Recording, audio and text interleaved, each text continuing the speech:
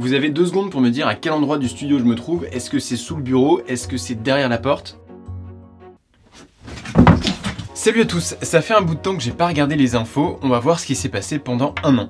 Le risque d'importation de cas depuis Wuhan est modéré. Il est maintenant pratiquement nul. Nous sommes en guerre. La plus grave crise sanitaire qu'ait connue la France depuis un siècle. Même si le coronavirus s'étend, pas question de fermer les écoles et les universités. Non, parce que nous pensons que ce n'est pas la stratégie adéquate. Les écoles, les collèges, les lycées et les universités seront fermés. Les Français ne pourront pas acheter de masques dans les pharmacies parce que ce n'est pas nécessaire quand on n'est pas malade. L'usage du masque en population générale n'est pas recommandé et n'est pas utile. Et vous savez quoi? Moi je sais pas utiliser un masque. Ils sont livrés très régulièrement. Tous les jours on attend dire par le gouvernement, vous aurez vos masques demain matin. Non, je ne reconnais pas qu'il en manque. En fait on a des stocks d'état. Ça c'est des masques que j'ai réussi à avoir chez un carrossier puisqu'on n'arrive plus à en voir en ville. L'hôpital français est prêt, la médecine de ville est prête. Nous étions un pays, hélas, qui n'était pas préparé du point de vue des masques et des équipements de protection. Le meilleur moyen de soulager l'hôpital, c'est finalement de ne pas tomber malade. Nous ne voulons pas confiner le pays. Dès demain, midi, et pour 15 jours au moins, nos déplacements seront très fortement réduits. J'ai le droit de me promener? C'est plutôt le moment de faire des bonnes affaires en bourse. On pensait avoir touché le fond lundi. Le désinfectant élimine le virus en 1 minute. Et peut-être y a-t-il un moyen d'en injecter dans le corps. Vous avez Stop Covid a servi à alerter 493 personnes. Alors, je prendrai pas ce chiffre pour dire que c'est un échec. Ça n'a pas marché. Pouvez-vous télécharger l'application Stop Covid sur votre téléphone?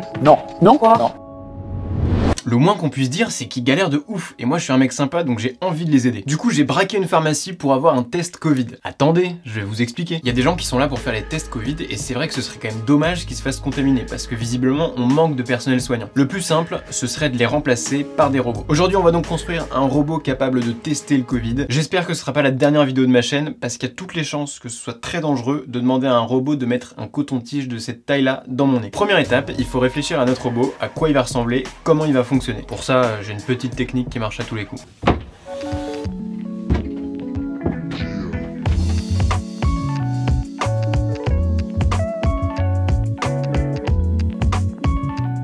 C'est bon, je crois que j'ai trouvé la solution. J'ai les plans du robot dans la tête, il faut les modéliser en 3D. J'ai la flemme, ça va être très long.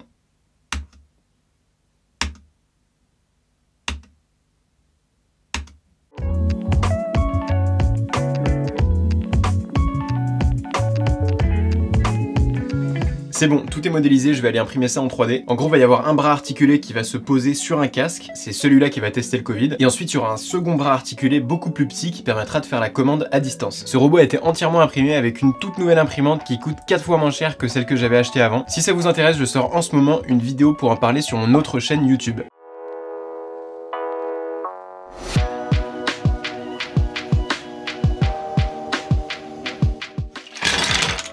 On a toutes les pièces imprimées en 3D, il va falloir les assembler avec quelques composants électroniques, des potentiomètres que je vais mettre dans le bras qui permettent de commander le robot, des servomoteurs qui vont être directement dans le robot pour le faire bouger, un moteur avec une vis sans fin qui va permettre au coton-tige de se déplacer pour arriver dans mon nez, un pont en H pour inverser le sens de ce moteur, oui j'ai quand même envie que ce coton-tige ressorte de mon nez un jour, des batteries 18650 pour alimenter tout ça avec un convertisseur, et pour terminer, le cœur du robot, cette toute petite carte Arduino. Si je me trompe pas, c'est la plus petite qui existe, et en plus elle est en USB-C. Ça s'appelle une Arduino Xiao. Allez, on commence la fabrication parce que ça va pas se faire tout seul.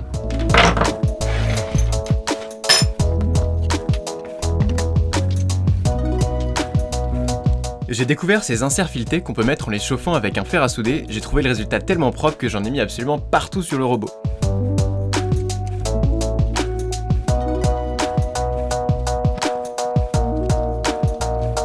Ça, c'est le mécanisme qui va permettre au robot d'être toujours dans l'axe du visage.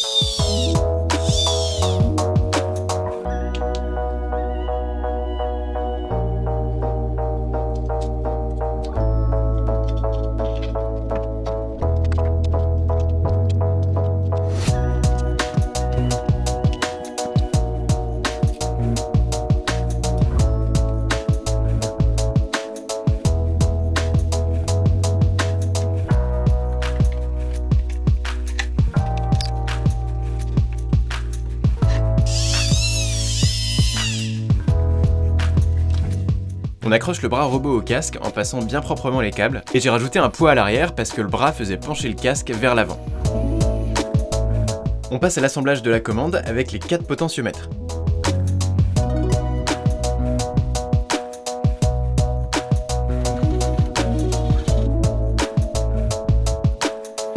On termine par la liaison du casque, de la manette et des différents composants.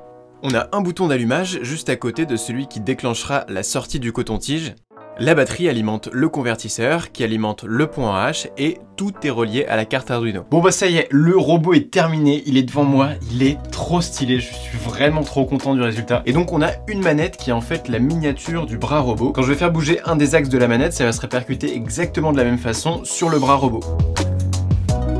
Pour que tout ça fonctionne, il va falloir créer le code qui permet d'interpréter les mouvements de la manette et de les reproduire sur le casque. Allez, on branche la carte à l'ordi et on programme tout ça. J'ai créé le code, on n'a plus qu'à le mettre sur la carte et on va pouvoir tester le robot, ça va être incroyable. Ça y est, je crois que c'est l'heure de tester le robot. Alors je vais bien le serrer pour être sûr que ça tombe pas. Je vais me mettre de côté, comme ça vous allez pouvoir voir les deux en même temps. C'est stressant parce que si j'ai mal réglé un seul capteur, ça peut m'arriver dans la gueule. Allez, c'est parti, on allume. Oula, je vais pas le mettre dans le sens. Ce genre de machine démoniaque.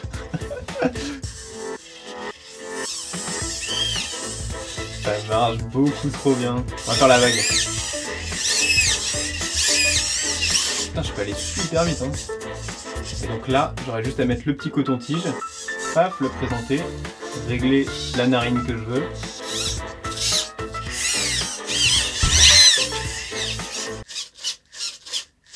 Ouais, faut pas se tromper parce que si ça t'arrive dans les dents, ça fait quand même mal. Hein. Je vais me gratter la tête.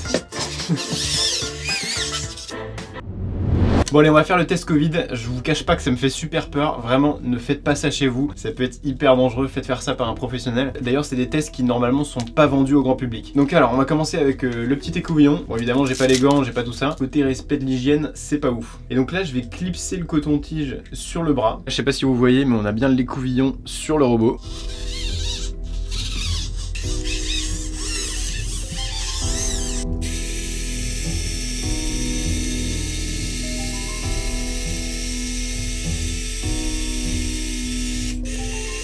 On le rallume.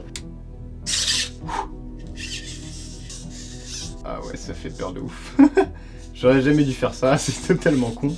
Ah ouais, non mais j'ai pas du tout envie de tester en fait là. Je suis en train de me rendre compte maintenant que c'est une connerie. Ça fait putain de flipper. Ok, alors je sais pas quelle narine je vais choisir. C'est vraiment une très mauvaise idée. Allez, c'est parti. Ah! Ah! Ah! C'est un échec. Deuxième tentative. Pourquoi j'ai tout le temps des idées de merde comme ça là? Allez, cette fois-ci c'est la bonne. On essaye. Ah! Ah!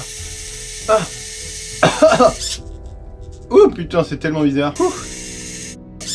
Bon là on a réussi à bien le mettre dans le fond de la narine. Ah, c'est pas agréable du tout hein.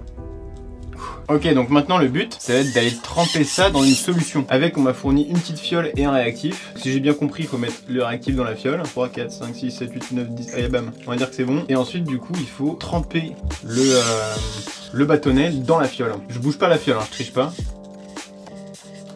Oh, ça rentre parfait. Donc là, il faut bien secouer. Et ensuite, on ressort. On rebouche le petit tube. Là j'ai une petite plaquette, je vais mettre le produit juste ici et dans 15 minutes je pourrai avoir le résultat. Je sais pas combien de gouttes il faut mettre hein. Bon, j'ai rempli le truc, on se retrouve dans 15 minutes. On est un quart d'heure plus tard et le résultat est tombé. J'ai une seule bande sur le test, ce qui veut dire que je suis négatif. 2 bandes ce serait positif. Enfin bien évidemment je doute de la fiabilité du test vu les conditions dans lesquelles je l'ai fait. Voilà, en tous les cas ça m'a fait marrer de faire ce petit bras robot. Il est quand même vraiment précis, je suis étonné. J'adore ce genre de projet qui allie un peu de mécanique, un peu d'électronique. Dites-moi ce que vous en pensez. On se retrouve très bientôt pour une prochaine vidéo. Allez, salut! Je vais essayer d'éteindre la caméra avec mon bras robot.